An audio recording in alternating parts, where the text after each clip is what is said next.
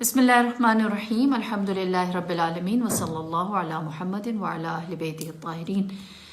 نور channel کی جانب سے آج جس عنوان پر ہم گفتگو کرنے کے لیے آئے ہیں وہ یہ ہے کہ کرونا وائرس یا وبائی بیماریوں کے نتیجے میں جو لوگ اس دنیا سے رخصت ہوتے ہیں، ان کی تجہیز، ان کی تکفین اور پھر ان کی تشییع جنازہ کے لیے وہ اہتمام جو عموماً کیا جاتا ہے انہیں اس طرح سے نہیں مل رہا۔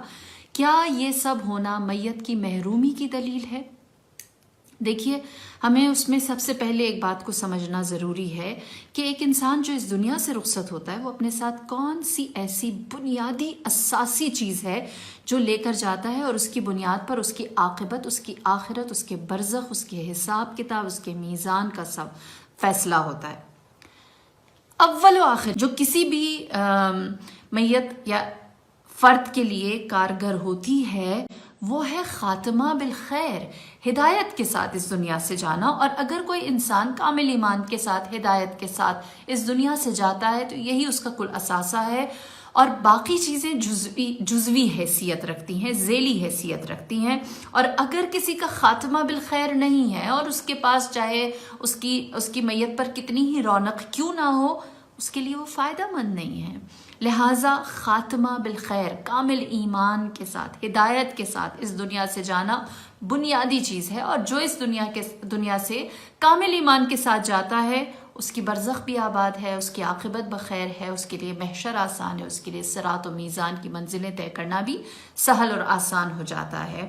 اب بات یہ آتی ہے کہ جو لوگ اس وقت اس پیریڈ میں اس دنیا سے جا رہے ہیں اور ان کی رخصتی کے بعد یا ان کے اس دنیا سے جانے کے بعد انہیں ویسے تشییع جنازہ یا پھر اس طرح سے فاتحہ یا آمین نہیں مل رہی جس طرح عموماً لوگوں کو، بہت سارے لوگوں کی جانب سے فاتحہ، آمین، قرآن خوانیاں اور اجتماعات اور مجلسیں اور سب کچھ ملتا تھا۔ پہلی بات خاتمہ بالخیر۔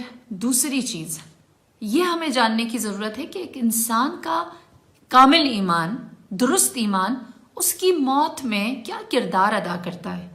حدیث ہے رسول اللہ کی، آپ نے فرمایا کہ من مات علی حب محمد و آل محمد مات شہیدا، من مات علی حب محمد و آل محمد مات مغفورا، من مات علی حب محمد و آل محمد مات تائبا، من مات علی حب محمد و آل محمد مات مؤمنا مستکمل الایمان، من مات علی حب محمد و آل محمد بشرہ الملک بالجنہ ثم المنکر والنکیر، من مات علی حب محمد و آل محمد یزف الی الجنہ کما یزف العروس الی بیت زوجہا، من مات علی حب محمد و آل محمد فتح اللہ له بابان الی الجنہ، من مات علی حب محمد و آل محمد قبرہ مزار ملائکۃ الرحمہ، من مات علی حب محمد و آل محمد مات علی السنۃ والجماعہ۔ فرمایا کہ اگر کوئی شخص محبت محمد و آل محمد میں اس دنیا سے جاتا ہے، مرتا ہے، تو اس کی موت شہید کی موت ہے۔ فرمایا اس کی موت مغفور، معاف شدہ کی موت ہے، اس کی موت توبہ کیے ہوئے والے شخص جس کی توبہ قبول ہو گئی ہے اس کی موت ہے۔ اس کی موت ایسے ہے جیسے وہ مؤمن کامل ایمان کے ساتھ اس دنیا سے گیا۔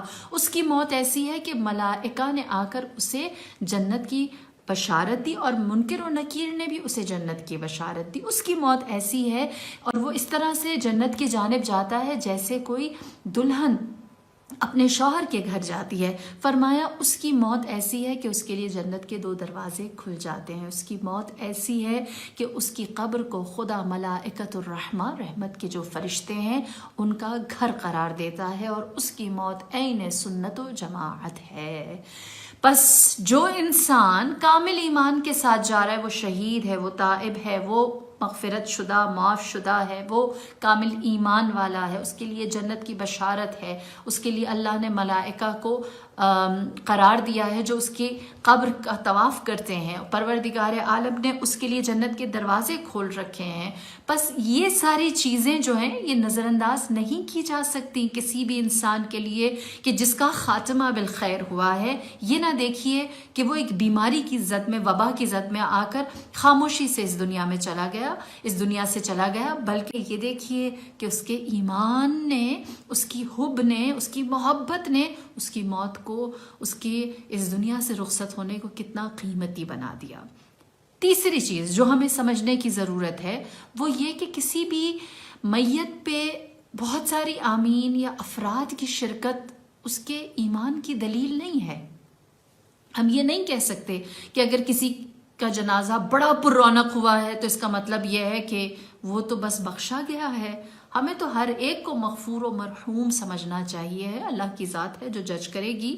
لیکن اگر ہم تاریخ میں پلٹ کر دیکھیں، کیا ہم سید الشہداء کے مصائب میں یہ نہیں کہتے کہ آپ کا بے گور و کفن لاشا 3 دن تک سرزمین کربلا میں تھا؟ کیا ہم رسول اللہ کے نماز جنازہ کی تاریخ نہیں جانتے؟ کیا ہمیں نہیں پتا کہ رات کی تاریکی میں امیر المؤمنین اور جناب فاطمہ الزہرا کا جنازہ اٹھا؟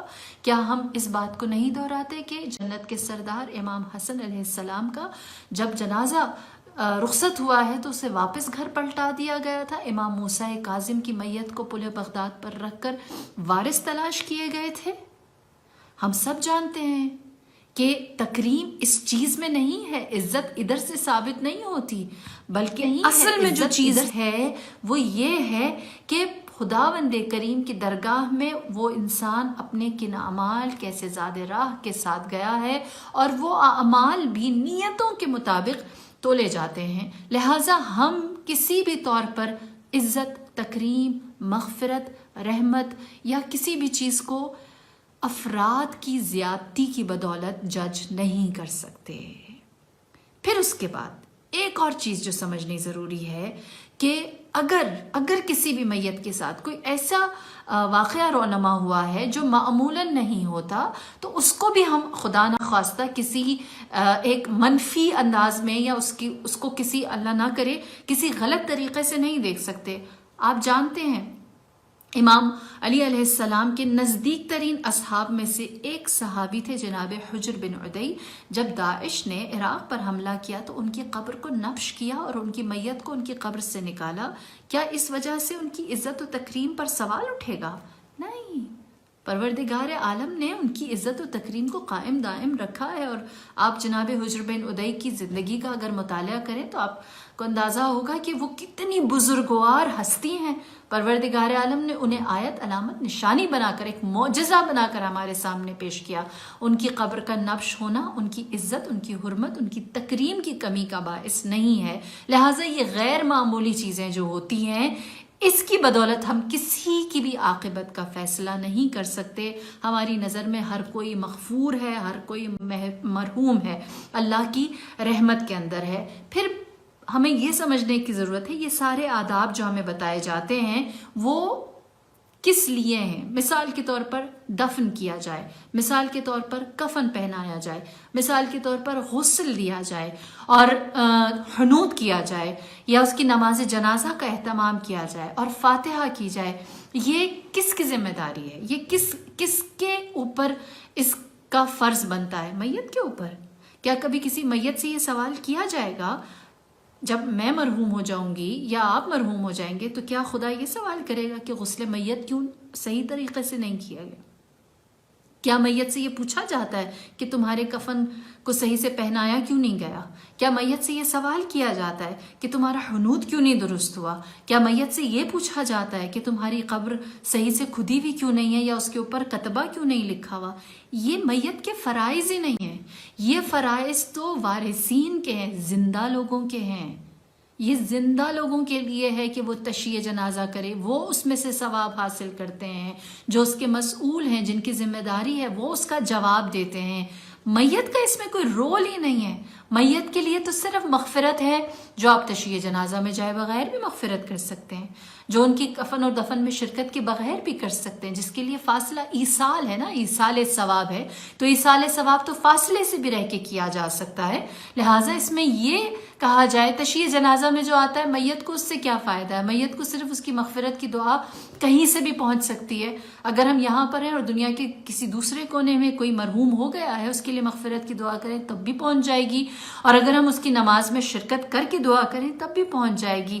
ہاں، جو تشییع جنازہ میں شریک ہوگا، جو نماز جماعت پڑھے گا، اس کو تشییع جنازہ میں شرکت کا ثواب ملے گا۔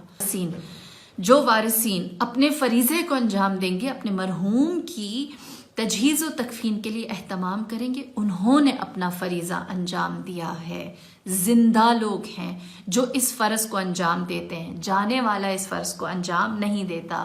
پھر سوال یہ پیدا ہوتا ہے کہ ہمارا فریضہ کیا بنتا ہے؟ جو جانے والا تھا وہ اپنا زاد راہ لے کر چلا گیا، ہمیں کیا کرنا چاہیے؟ دیکھیے، پہلی چیز جو کسی بھی میت کے پیچھے ہمیں تذکرہ کرنا چاہیے ہے یا ذکر کرنا چاہیے ہے، وہ سب سے پہلا امر ہے دعائے خیر اور دعائے مغفرت۔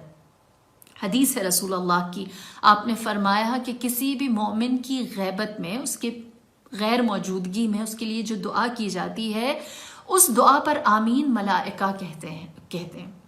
اگر ملائکہ کسی مومن کی غیر موجودگی میں اس کے لیے کی جانے والی دعا پر آمین کہتے ہیں، تو سب سے پہلے جو اس دنیا سے جا چکا ہے، جو نہیں ہے، اس کے لیے دعائے خیر اور دعائے مغفرت کیجیے۔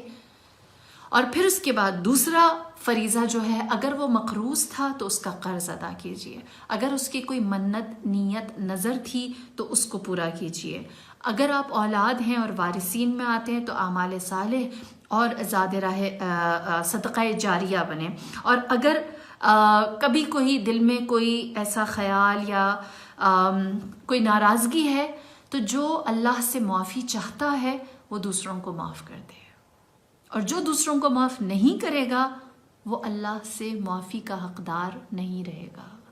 لہٰذا یہ 4-5 امور ہیں جو ہمیں انجام دینے کی ضرورت ہے، اور اگر ہم یہ انجام دیں گے تو ہم نے اس دنیا سے جانے والے مرحومین کے پیچھے، چاہے وہ کسی بھی صورت کیفیت میں گئے ہیں، زندہ ہوتے ہوئے اپنا فرض انجام دیا ہے۔ میرے مولا امام جعفر صادق علیہ السلام فرماتے ہیں، حرمت المیت کا حرمت الحی، میت کی جو حرمت ہے وہ زندہ کی حرمت کے عین مطابق ہے۔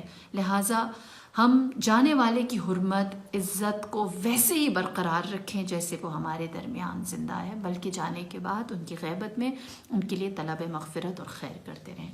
والسلام علیکم ورحمۃ اللہ وبرکاتہ۔